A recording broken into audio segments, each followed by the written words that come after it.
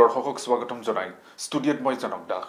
নলবাৰী জিলাৰ ঘগ্ৰাজানত কেইবাখনো আঁচনি শুভ উদ্বোধন কৰাৰ লগতে বিলপাৰত বিজেপি দলৰ যোগদান সভাত অংশগ্ৰহণ কৰে বিধায়ক অশোক শৰ্মাই। বিধায়কগৰাকীয়ে 13 নং ঘগ্ৰাপাৰ গাঁও পঞ্চায়তৰ অন্তৰ্গত বিভিন্ন স্থানত 6খনকৈ আঁচনি আধাৰশিলা স্থাপন কৰে।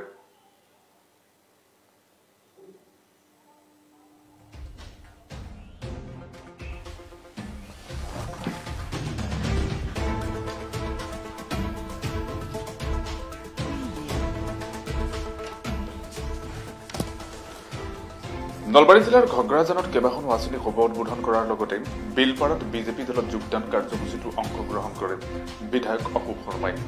বিধায়কগৰাকীয়ে 13 নং ঘগ্ৰাপাৰ গাঁও পঞ্চায়তৰ অন্তৰ্গত বিভিন্ন স্থানত 6খন আঁচনি শুভ উদ্বোধন কৰে।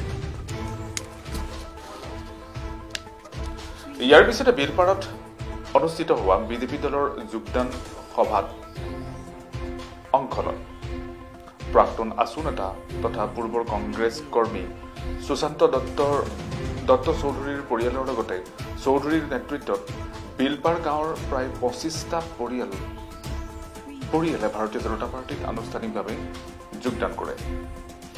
এনেদৰে নলবাৰীত কেইবাটাও কামৰ আধাৰশিলা স্থাপন কৰাৰ লগতে দলীয় যোগদান সভাত অংশগ্ৰহণ কৰে বিধায়ক অশোক শৰ্মাই।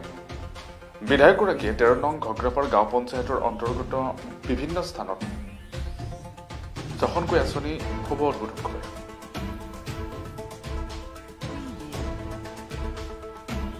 অঞ্চলটোৰ খুবেই প্ৰয়োজনীয় কৃষি বান্ধ শুভ উদ্বোধন কৰে আৰু ইয়াৰ পিছতে বিলপাৰত অনুষ্ঠিত হোৱা বিজেপি দলৰ যোগদান সভাতো অংশগ্ৰহণ কৰে বিধায়কগৰাকীয়ে।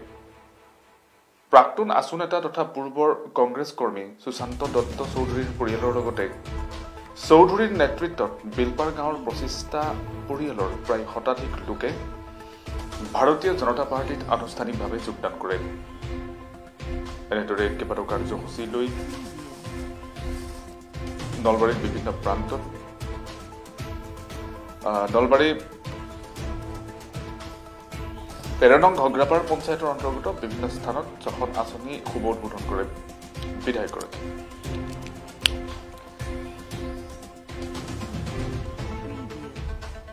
ভাৰতীয় জনতা পাৰ্টীৰ নেতৃত্বত চলি থকা মিত্ৰজোঁটৰ চৰকাৰখনৰ সফলতাৰ এটা দিশ বুলি মই ক'ব বিচাৰিছোঁ।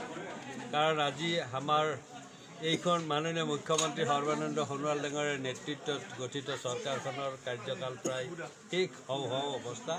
কিন্তু সেই মুহূৰ্ততো মানুহৰ যিটো উৎসাহ, ৰাইজৰ যিটো সহযোগিতা, এইটো দেখি আমি সঁচাই অভিভূত হৈছোঁ।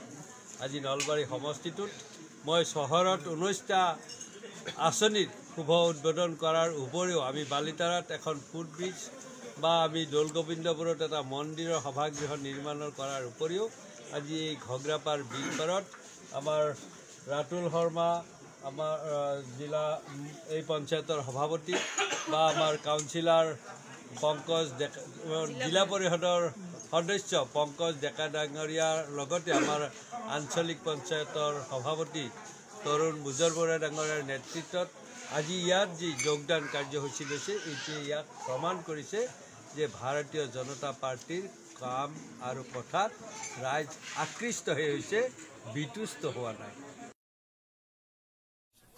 এটা আমাৰ নলবাৰী সমষ্টিত বিজেপি কৰ্মীৰ মাজত লবি কেন্দ্ৰিক ৰাজনীতি সৃষ্টি হৈছে টিকটক লৈ পেলাই ফেচবুকত বিভিন্ন ধৰণৰ কথা উল্লেখ হৈছে, কি ক'ব সেই সন্দৰ্ভত? মই সেই সন্দৰ্ভত ক'ব নাযাওঁ, কাৰণ ৰাজনীতিৰ ক্ষেত্ৰত কিছুমান অপৰিপক্ক মানুহে তেনেকুৱা কৰে।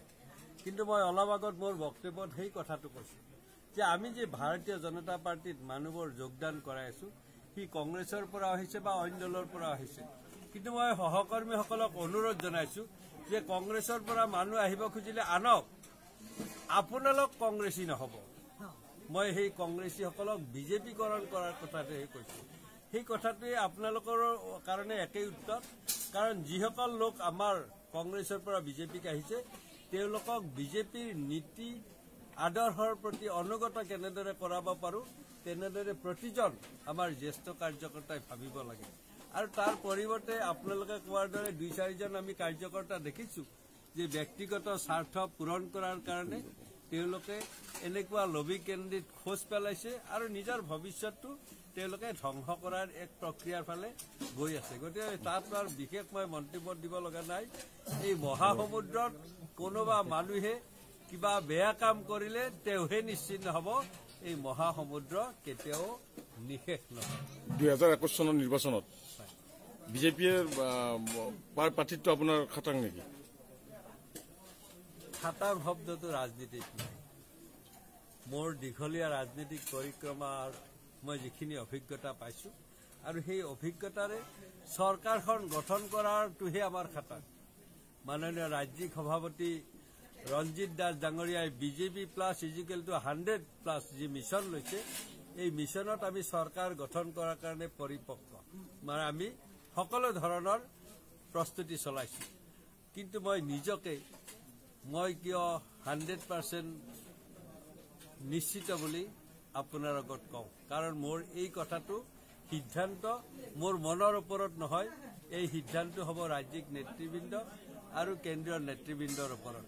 আৰু আমাৰ দলত 4টাকৈ ছাৰ্ভে হয়, সেই কথাটো আপোনালোকে ইতিমধ্যে জানে। এই 4টা ছাৰ্ভেত জনসাধাৰণে যাৰ প্ৰতি সমৰ্থন আগবঢ়ায় তেওঁই নিশ্চিতভাৱে প্ৰাৰ্থিত্ব পাব। আৰু মোৰ দৃঢ় বিশ্বাস, মোৰ এই কাৰ্যকালৰ 5টা বছৰ ৰাইজে যেনেদৰে মোক দায়িত্ব দিছিল তেনেদৰে নিৰ্বাহ কৰাৰ কাৰণে মই যত্নৰ ত্ৰুটি কৰা নাছিলোঁ আৰু সেই ভিত্তিতে মই প্ৰাৰ্থিত্ব পাম বুলি ৰৈ আছোঁ।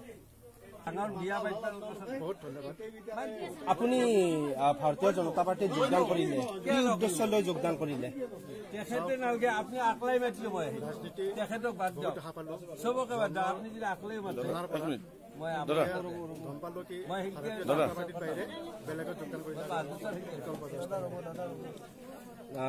ভাৰতীয় জনতা পাৰ্টীক সঁচাকৈ আপুনি কিবা উদ্দেশ্য লৈ পেলাই যোগদান কৰিছে? উদ্দেশ্য বেলেগ নাই, ভাৰতীয় জনতা পাৰ্টি হবই লাগিব। আমি মোৰ পৰিয়াল সহকাৰে মই আজি ভাৰতীয় জনতা পাৰ্টীত যোগদান কৰিছোঁ, মোৰ বেলেগ আৰু ইয়াতে বেলেগ নাই। বিগত সময়ত হয়তো আপোনালোকৰ মা দেউতা কংগ্ৰেছ দলত আছিল, তেনে ক্ষেত্ৰত আজি ভাৰতীয় জনতা পাৰ্টীত যোগদান কৰাৰ উদ্দেশ্য কি? উদ্দেশ্য নাই, মই এনেকুৱা কাম দেখিছোঁ।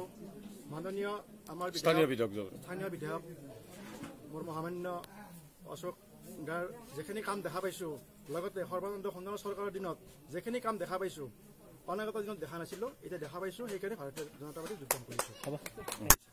এটা আমাৰ নলবাৰী সমষ্টিত